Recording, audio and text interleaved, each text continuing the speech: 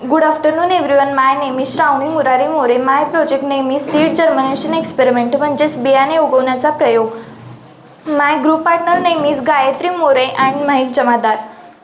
तर आज मी सर्वप्रथम तुम्हाला इथे आम्ही लावलेले झाडं व ते येण्यासाठी कालावधी याबद्दल माहिती सांगणार आहे. सर्वप्रथम जोड गव्हालाच खपली गहू देखील म्हटले जाते. हे गहू लावण्यासाठी 275 ग्रॅम वजनाचा ग्लास काचेचा आहे आणि बियाण्याची संख्या 25 ते 30 आहे. तर बियाण्याचे वजन 2 ग्रॅम आहे. हे पीक उगवण्यासाठी 3 ते 4 दिवस कालावधी लागतो आणि काढणीसाठी 4 ते 5 महिने कालावधी लागतो. सातू याला जव यव बार्ली असे देखील म्हटले जाते. या पिकाची लागवड रब्बी हंगामामध्ये केली जाते. हे पीक 4 दिवसात उगवते. हे पीक काढणी येण्यासाठी 3 ते 4 महिने लागतात. ज्वारी हे महाराष्ट्रातील एक प्रमुख पीक आहे. हे पीक लावण्यासाठी मातीचे वजन आहे 200 ग्रॅम, ग्लासचे वजन आहे 275 ग्रॅम व बियाण्याची संख्या आहे 25 ते 30 बियाणे व बियाण्याचे वजन 1.5 ग्रॅम ते 2 ग्रॅम. फुलगाई यालाच कुथिळ असे देखील म्हटले जाते. या पिकाची लागवड खरीप हंगामामध्ये केली जाते. या पिकासाठी हलकी किंवा मध्यम उत्तम निचाऱ्याची जमीन योग्य आहे.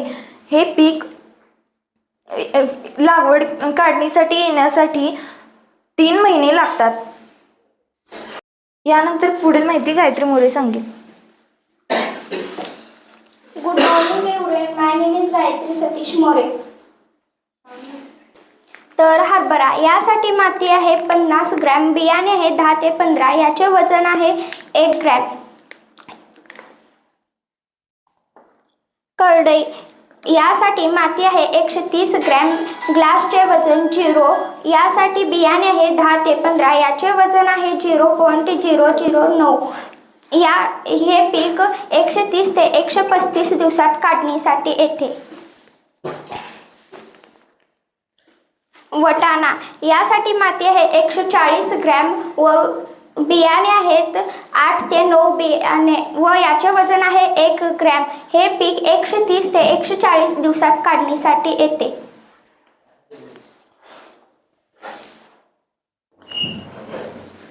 जवस यालाच तुम्ही अळशी देखील म्हणतो. यासाठी माती आहे 100 ग्रॅम, बियाणे आहेत 10 ते 15 बियाणे, याचे वजन 0.005.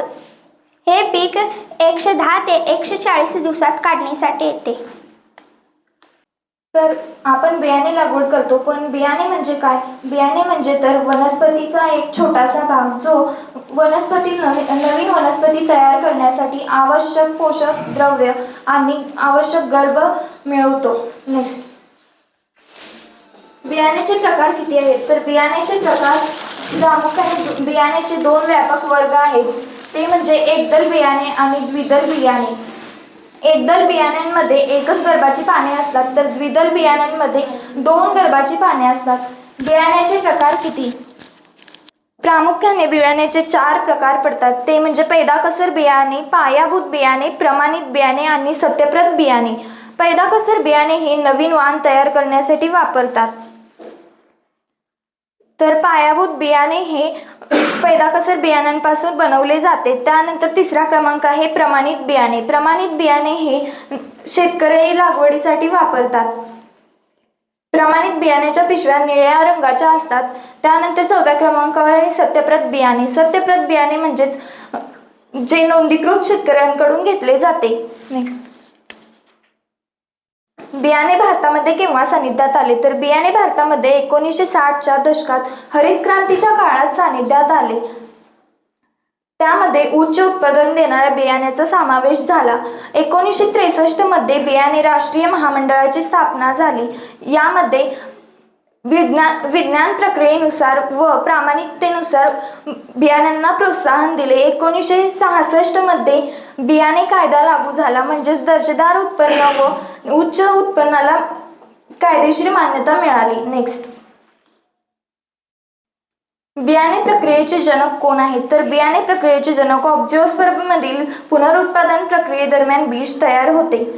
या बीज प्रक्रियेमध्ये बियाच्या भौतिक व आनुवंशिक वैशिष्ट्यांमध्ये सुधारणा करणाऱ्या विज्ञानालाच बियाणे तंत्रज्ञान असे म्हणतात. या बियाणे तंत्रज्ञानाचे जनक डॉक्टर बद्रीनारायण बारवाले हे आहेत. नेक्स्ट, भारतामध्ये कोणकोणत्या प्रकारची शेती केली जाते? तर भारतामध्ये प्रामुख्याने 2 प्रकारची शेती केली जाते, ती म्हणजे व्यावसायिक शेती आणि निर्वाह शेती. निर्वाह शेतीमध्ये शेतकरी आपल्या वैयक्तिक खर्चासाठी उत्पन्न काढतो, तर व्यावसायिक शेतीमध्ये जास्त उत्पादन मिळवून देते आणि ते बाजारपेठेमध्ये विकले जाते. तसेच जमिनीच्या प्रकारानुसार सुद्धा शेतीचे 2 प्रकार पडतात. जिरायती शेती म्हणजेच कोरडवाहू आणि दुसरी बागायती शेती म्हणजेच सिंचन पद्धत. नेक्स्ट, भारतामध्ये शेतीचे किती हंगाम आहेत? तर प्रामुख्याने भारतामध्ये 3 शेतीचे हंगाम आहेत. खरीप हंगाम, रब्बी हंगाम आणि झैद हंगाम. खरीप हंगाम हा मान्सूनच्या सुरुवातीला येतो, तर रब्बी हंगाम हा हिवाळ्याच्या सुरुवातीला येतो. झैद हंगाम हा खरीप आणि रब्बी हंगामाच्या मधला एक कालावधी असतो. खरीप हंगामाचा कालावधी आहे जून ते एप्रिल आणि वैशिष्ट्य म्हणजे हे मान्सूनच्या सुरुवातीला येते आणि मान्सूनच्या पावसावर अवलंबून असते. त्यानंतर खरीप हंगामामध्ये आपण तांदूळ, मका, सोयाबीन यासारखे पीक लागवड करू शकतो. रब्बी हंगाम हा या हंगामाचा कालावधी ऑक्टोबर ते एप्रिल पर्यंत आहे. या हंगामामध्ये पिकाची लागवड गहू, बार्ली, हरभरा यासारखे पीक घेतले जातात. तर झैद हंगाम हा रब्बी हंगाम आणि खरीप हंगामाच्या मधला कालावधी आहे. याचे वैशिष्ट्य म्हणजे हे कमी कालावधीत येते, म्हणजेच या हंगामामध्ये आपण विविध प्रकारच्या भाज्या व कलिंगडाची लागवड करू शकतो. नेक्स्ट, सर्वोत्कृष्ट शेती जगामध्ये कोणत्या देशामध्ये केली जाते? तर सर्वोत्कृष्ट शेती ही जगामध्ये 3 देश करतात. पहिल्या क्रमांकावर आहे चीन हे गहू लागवडीसाठी सर्वात मोठा देश मानला जातो. त्यानंतर दुसऱ्या क्रमांकावर आहे भारत हा देश विविध प्रकारचे भाज्या, विविध प्रकारचे फळे, डाळी यामध्ये प्रसिद्ध आहे. तर तिसऱ्या क्रमांकावर आहे अमेरिका हे कमी मनुष्यबळ असलेला देश आहे, पण कमी मनुष्यबळावरच तो जास्त पीक कमवतो आणि निर्यातीचा जगातील पहिला मोठा निर्यातदार आहे.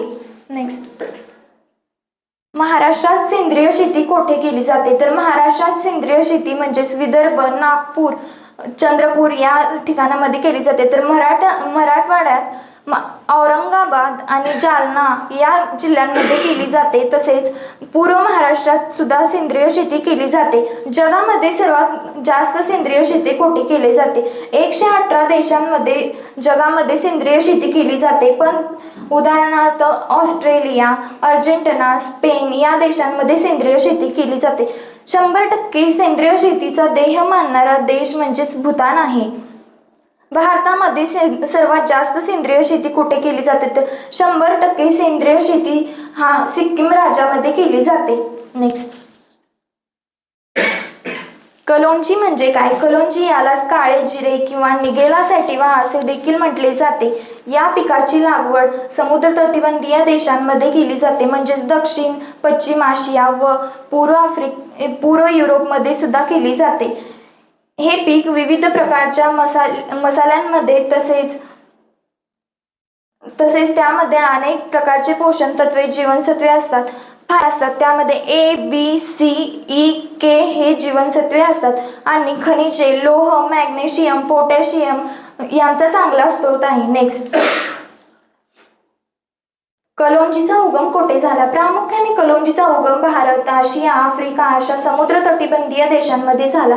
कलोंजी ही 20 ते 24 सेमी उंच असते.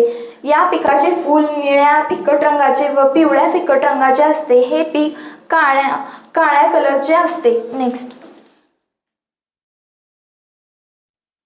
हुलगा ज्याला कुळीथ असे देखील म्हटले जाते. या पिकाची लागवड उष्ण कटिबंधीय देशांमध्ये केली जाते. या पिकाची लागवड खरीप हंगाम किंवा रब्बी हंगामामध्ये केली जाते. हे पीक 90 ते 120 दिवसात काढणीसाठी येते. या पिकामध्ये लोह, प्रथिने, जीवनसत्वे असतात. नेक्स्ट, हुलग्याचे फायदे काय आहेत? हुलगा खाल्ल्याने अनेक फायदे होतात. मूतखडा व किडनी स्टोन खराब कोलेस्ट्रॉल कमी करणे व चांगले कोलेस्ट्रॉल वाढवणे, तसेच उष्माघातापासून बचाव आणि हिवाळ्यात खूपच फायदेशीर ठरते उष्णतेसाठी. नेक्स्ट, हुलगा लागवड कधी करावी? तर हुलगा हे पीक साधारण 90 ते 120 दिवसात परिपक्व होते. हुलगा लागवडीसाठी जमीन हलकी ते मध्यम असावी. हुलगा लागवड ही रब्बी हंगामामध्ये जून जुलैमध्ये करावी, तर खरीप हंगामामध्ये ऑक्टोबर नोव्हेंबरमध्ये करावी.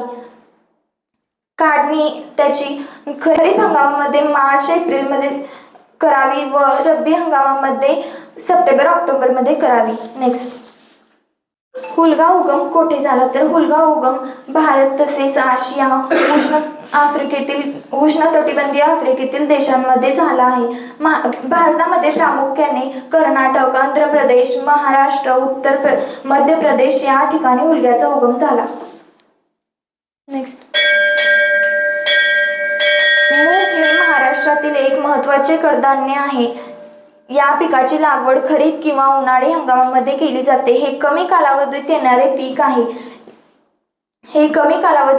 पीक आहे. म्हणजे सुमारे 60 ते 90 दिवसात हे पीक येते व जमिनीची सुपीकता टिकवण्यास मदत करते, कारण त्याच्या मुळावरील असलेल्या रायझोबियम गाठी हे जमिनीतील नत्र शोषून जमीन सुपीक करतात. नेक्स्ट, मूग लागवड कधी करावी? तर मूग लागवड खरीप व उन्हाळी हंगामामध्ये करावी.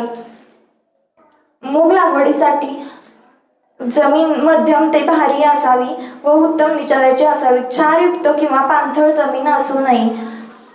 उन्हाळी मूग लागवड कधी करावी? तर उन्हाळी मूग लागवड ही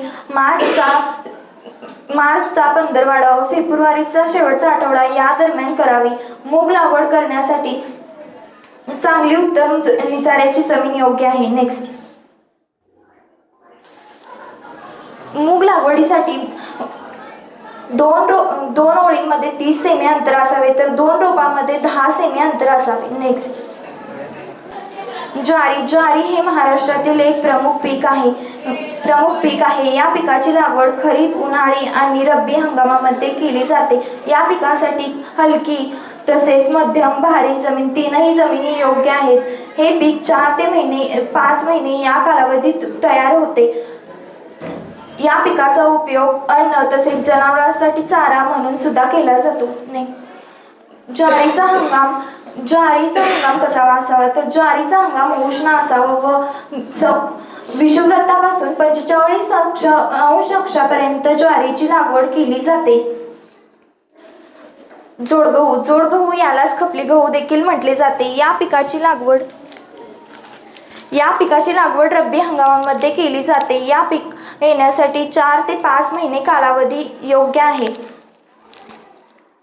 या पिकाची लागवड मध्यम ते भारी उत्तम निचाऱ्याच्या जमिनीमध्ये करावी. जोडगहू खाल्ल्याने फायदे काय होतात? तर जोडगहू खाल्ल्याने आपल्याला बद्धकोष्ठता तसेच उष्माघात, दात व हाडांच्या समस्या, मधुमेह, कर्करोग यावर उत्तम गुणकारी आहे. जोडगव्हाचा उगम कोठे झाला? तर जोडगव्हाचा उगम हा सुपीक चंद्र या प्रदेशामध्ये झाला. जोडगहू म्हणजेच आत्ताच्या पाकिस्तान व सूर्याचा भाग आहे. त्यानंतर आहे सातू हे एक महत्त्वाचे पीक आहे. यालाच औषधी वनस्पती देखील म्हटले जाते. जव, यव, बार्ली असे देखील या सातूचे नाव आहेत. सातूचा उगम कोठे झाला? तर सातूचा उगम फटाईल क्रिसेंट या देशामध्ये झाला. म्हणजेच आत्ताच्या आफ्रिकेतील भागात सातू पिकवला जातो. भारतामध्ये सातू जास्त प्रमाणात पिकवला जात नाही, तर परदेशांमध्ये सातू जास्त पिकवला जातो, कारण तेथे मानवाचे अन्न तसेच जनावरांचा चारा म्हणून देखील वापरले जाते. नेक्स्ट, यापुढील माहिती गायत्री मोरे सांगेल. Thank you Shravani. Good afternoon sir. तर बियाण्यांचा इतिहास काय? बियाण्यांचा इतिहास प्राचीन ग्रीक काळापासून सुरू आहे. थिओफ्रान्समध्ये सुमारे 300 ईसापूर्व हे उगवण वाढीसाठी भिजवण्यासारख्या उपचारांचे दस्तऐवजीकरण करणारे पहिले होते. 19व्या आणि 20व्या शतकात अधिक वैज्ञानिकदृष्ट्या कठोर संशोधन सुरू झाले. विशेषतः 1879 मध्ये स्टेट युनिव्हर्सिटीमधील विल्यम जेम्स बिल यांच्या दीर्घकालीन बियाणे दीर्घायुष्य प्रयोग आहे जे आजही चालू आहे. 20व्या शतकातील महत्त्वाचा आणि प्रगतिबंध असलेला बोर्थविक आणि इतरांनी केलेला फायटोक्रोमचा शोध समाविष्ट आहे. 1952 मध्ये जे उगवणारा लाल आणि दूर लाल याच्या प्रकाशाच्या परिणामाचे स्पष्टीकरण देत आणि 1973 मध्ये हेडेकर बियाणे प्राइमिंगची कल्पना केली. तणावाखाली ते एक तंत्र होते. नेक्स्ट, गहू म्हणजे काय? गहू म्हणजे हे एक तृणधान्य पीक आहे ज्याचा उपयोग पोळ्या, चपात्या, बिस्किट, पास्ता यांसारखे विविध पदार्थ बनवण्यासाठी केला जातो. हे प्रमुख अन्नधान्यापैकी एक असून आशिया मायनर, आधुनिक तुर्कस्तान हे त्याचे आगमनस्थान मानले जाते. भारतात पंजाब आणि मध्य प्रदेश ही राज्ये गव्हाच्या उत्पादनाच्या आघाडीवर आहेत. नेक्स्ट, गव्हाचा शोध व इतिहास. गव्हाची लागवड 10,000 ते 15,000 वर्षांपूर्वी आशिया मायनर, आधुनिक तुर्कस्तान येथे सुरू झाले आणि तेथून जगभर पसरली गेली. भारतीय उपखंडात गहू इसवी सन पूर्व 1900 वर्षांपूर्वी ज्ञात आहे, तर महाराष्ट्रात सोनेगाव आणि इनामगाव येथेही गव्हाचे पुरावे मिळाले आहे. नैसर्गिकरित्या विकसित झालेल्या या पिकाला शेतकऱ्यांनी हजारो वर्षांच्या निवड प्रक्रियेतून आधुनिक स्वरूपात आणले आहे. नेक्स्ट, गहू खाण्याचे फायदे. गहू शरीराला ऊर्जा देतो. गव्हातील फायबर जीवनसत्वे, खनिजे पुरवतो ज्यामुळे पचनक्रिया सुधारते व रोग प्रतिकारशक्ती वाढते. तसेच हृदयरोगांना फायदेशीर ठरते. मात्र गव्हातील ग्लुटेनमुळे काही व्यक्तीला सेलियाक रोग किंवा गव्हाची एलर्जी होऊ शकते. गव्हाची लागवड कधी करावी? गव्हाची लागवड करण्यासाठी जिरायती पद्धतीच्या पेरणीसाठी ऑक्टोबरच्या दुसऱ्या पंधरवड्यात करावी आणि बागायती पद्धतीच्या पेरणीसाठी नोव्हेंबरच्या पहिल्या पंधरवड्यात करावी. तर बागायती पद्धतीची उशिरा पेरणी करायची असल्यास 16 नोव्हेंबर ते 15 डिसेंबर या कालावधीत करता येते, पण यामुळे उत्पादन कमी होऊ शकते. गव्हाचे पीक एकूण किती दिवस असते? गव्हाचे पीक एकूण 157 दिवस असते. एकरी गहू किती पेरावे? 1 एकरी गहू पेरण्यासाठी 40 किलो बियाणे लागते. हेच प्रमाण जिरायती पद्धतीच्या पेरणीसाठी 30 ते 40 किलो बियाणे लागते आणि बागायती पेरणीसाठी 40 किलो बियाणे लागते. तर उशिरा पेरणीसाठी कमी बियाणे लागते. गव्हासाठी सर्वोत्तम खत कोणते आहे? गव्हासाठी सेंद्रिय आणि रासायनिक खतांचे मिश्रण उत्तम आहे. सेंद्रिय खतामध्ये शेत तयार करताना शेणखत किंवा कंपोस्ट खत वापरावे आणि रासायनिक खतामध्ये युरिया, DAP, डायअमोनियम फॉस्फेट आणि पोटॅशियमचा वापर करावा. गव्हाचे उत्पादक सर्वात जास्त कुठे आहे? भारतात गहू उत्पादक सर्वात जास्त उत्तर प्रदेश येथे आहे, जो देशाच्या एकूण 30% पेक्षा जास्त योगदान देतो.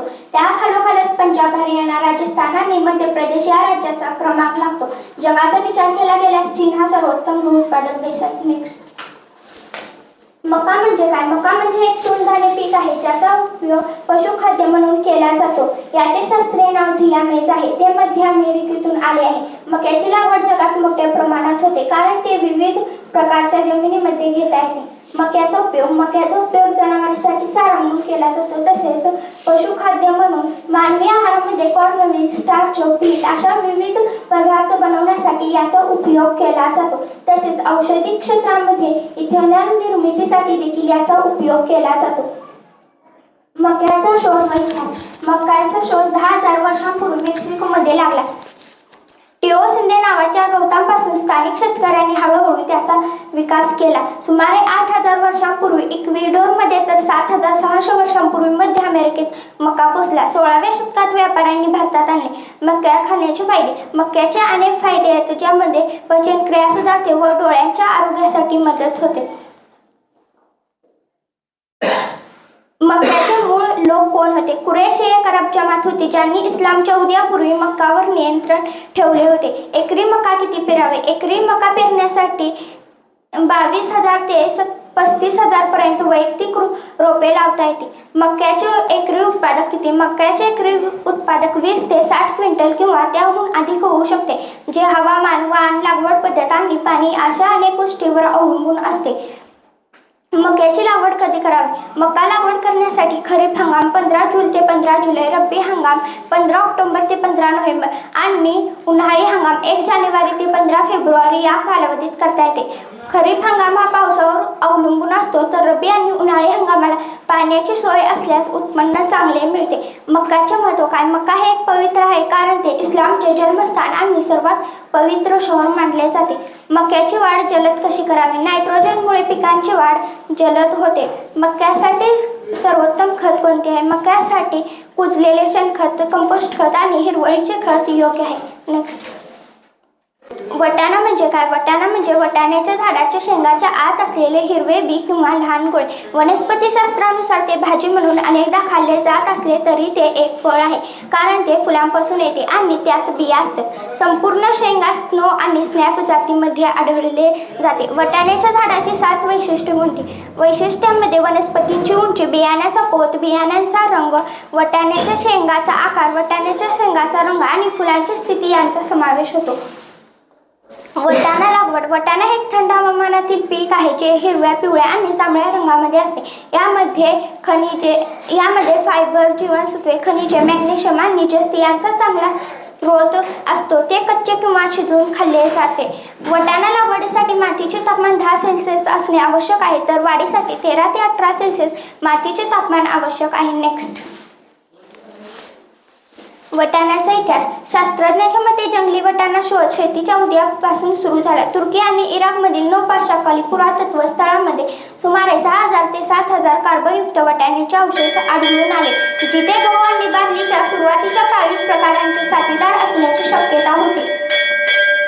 वटाण्याच्या किती जाती आहेत? पिसम स्टॅटिट्यूमध्ये वटाण्याच्या 3 जाती आहेत: इंग्रजी वटाणे, स्नो वटाणे आणि स्नॅप वटाणे. या तिन्ही प्रकाराला अनेक नावांनी ओळखले जाते. जसे गुलाब हा नेहमी गुलाबच असतो, पण वटाणा नेहमी वटाणा नसतो, त्याला अनेक नावांनी ओळखले जाते. वटाण्याचे पीक किती दिवसात येते? वटाण्याचे पीक 90 ते 120 दिवसात काढणीसाठी येते, पण ते कोणत्या जातीचे आहे यावर अवलंबून असते. अनेकदा 3 वेळा काढणी करता येते. पहिली काढणी 30 ते 35 दिवसात काढणी सुरू होते. नेक्स्ट, जवस म्हणजे काय? जवस यालाच अळशी देखील म्हटले जाते. हे एक पौष्टिक पीक आहे ज्याच्या आरोग्यासाठी अनेक फायदे आहेत. यामध्ये असलेले ओमेगा 3 फॅटी ॲसिड्सचा आरोग्यासाठी उत्तम स्रोत आहे. यामुळे रोगप्रतिकारशक्ती वाढते, पचनक्रिया सुधारण्यास मदत करते, तसेच केस व त्वचा निरोगी ठेवण्यास मदत करते. तथापि जवसाच्या अतिसेवनामुळे किंवा चुकीच्या वेळेमुळे काही तोटे होऊ शकतात, त्यामुळे ते योग्य प्रमाणात घेणे आवश्यक आहे. जवस खाल्ल्याचे तोटे. जवस खाल्ल्याचे अनेक तोटे आहेत, ज्यामुळे कफमध्ये असंतुलन किंवा काही वेळा त्वचेच्या समस्या उद्भवू शकतात, त्यामुळे ते योग्य प्रमाणात घेणे आवश्यक आहे. जवसाचा इतिहास. जवस हे एक प्राचीन पीक आहे ज्याच्या आरोग्यासाठी जवस हे एक प्राचीन पीक आहे. याचा उगम इजिप्तमध्ये झाला असून त्याचा वापर धागे बनवण्यासाठी किंवा बिया पौष्टिकतेसाठी वापरला जातो. पाषाण युगापासून जवसाचा वापर मानवाकडून होत असे. नेक्स्ट,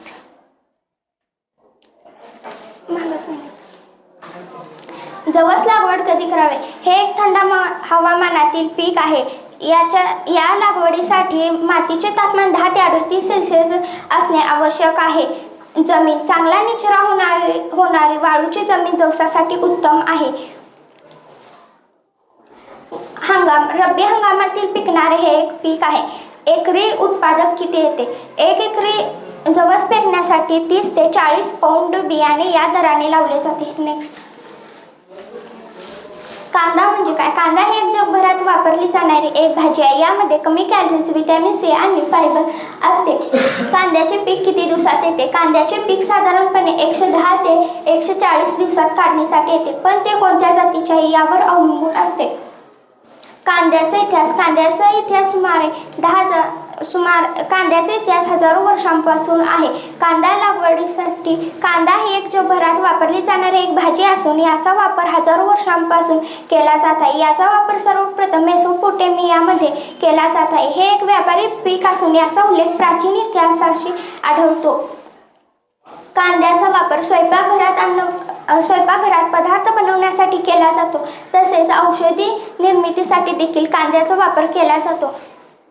कांद्याचे फायदे जसे की रोगप्रतिकारशक्ती वाढवण्यास तसेच रक्तातील साखर नियंत्रण ठेवण्यास मदत करते. कांदा खाल्ल्याने तोटे. कांदा जास्त प्रमाणात खाल्ल्याने छातीत जळजळ होण्याची शक्यता आहे. नेक्स्ट, करडई. करडईच्या झाडाचे बीज ज्याचा वापर मुख्यतः खाद्यतेल काढण्यासाठी केला जातो. करडईचा इतिहास. करडई या पिकाचा उगम सर्वप्रथम अफगाणिस्तान आणि अबॅसियाचे डोंगर मानले जाते. शतकानुशतके या पिकाची लागवड केली जाते. करडई लागवड. करडई हे एक रब्बी हंगामातील पीक आहे, ज्यासाठी कमी पाण्यात येणारे पीक आहे, पण याच्या लागवडीसाठी अनेक काळजी घ्यावी लागते. खते तसेच पाणी योग्य प्रमाणात घातणे आवश्यक आहे. करडईचे पीक किती दिवसात येते? करडईचे पीक 130 ते 135 दिवसात काढणीसाठी येते. पाने व बोंडे पिवळी पडतात. या पिकाची काढणी सकाळी करावी, ज्यामुळे हवेत आर्द्रता जास्त असल्यामुळे दाणे गळत नाहीत व हाताला काटे टोचत नाहीत. करडई तेलाचे फायदे. करडई तेलाचे अनेक फायदे आहेत, ज्यामुळे रोगप्रतिकार शक्ती वाढते, पचनक्रिया सुधारण्यास तसेच रक्तातील साखर नियंत्रित ठेवण्यास मदत होते. नेक्स्ट.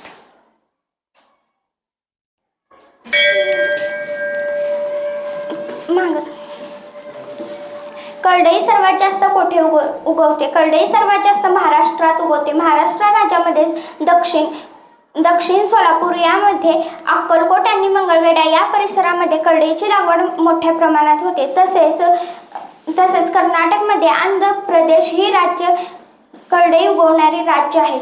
नेक्स्ट.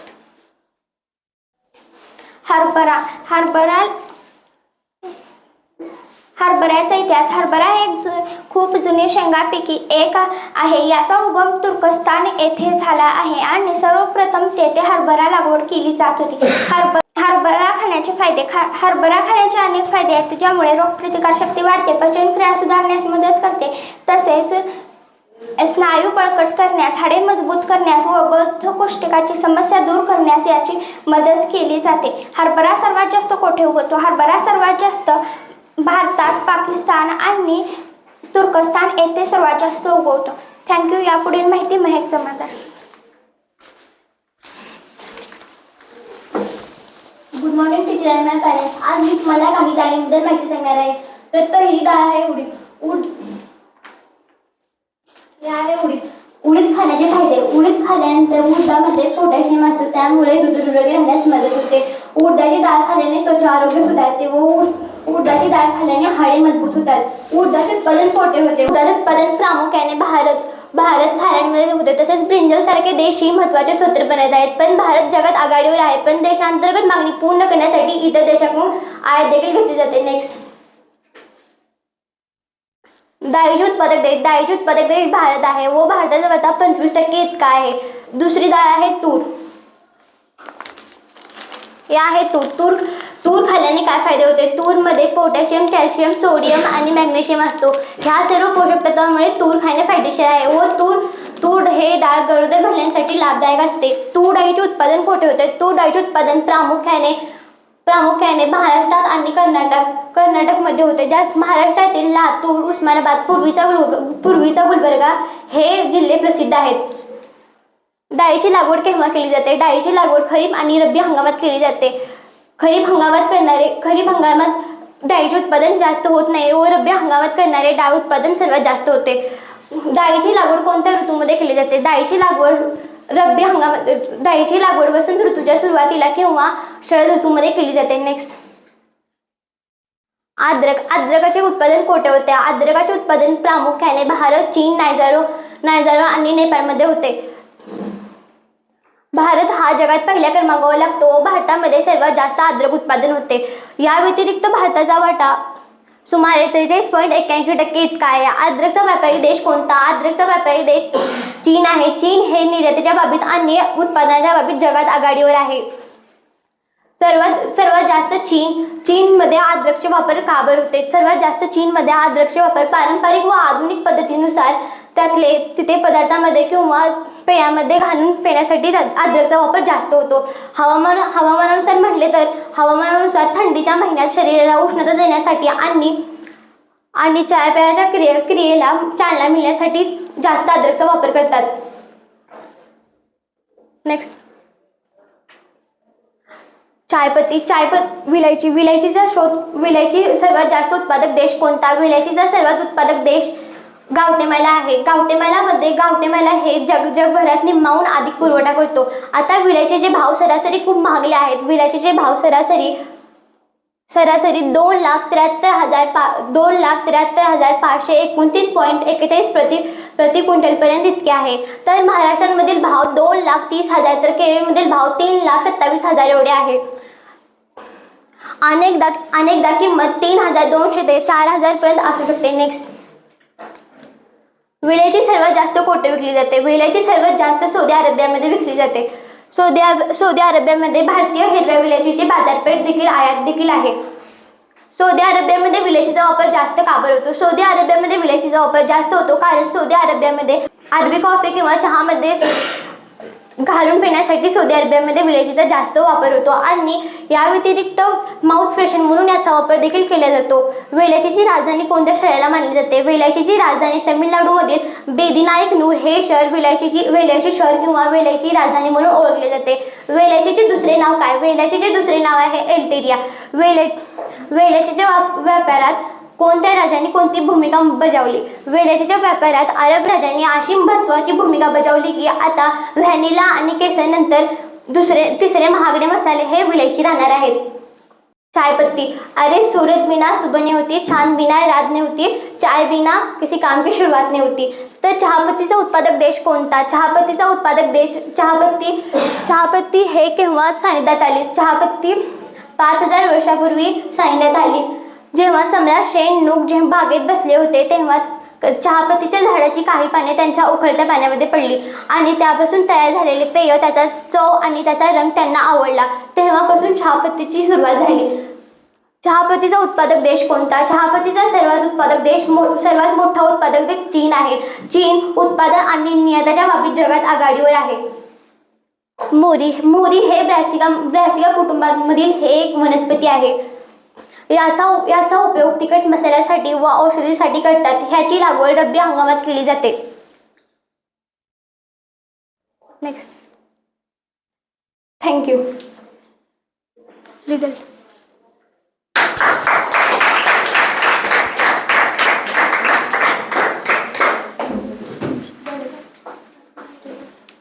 आताच्या युगामध्ये पाहिलं तर रासायनिक खतांचा वापर वाढला आहे. रासायनिक खत तसेच औषधी फवारणी केल्यामुळे त्यांचे कार्य सुरळीत चालत नाहीत, तसेच जमिनीची सुपीकता वाढत नाहीत.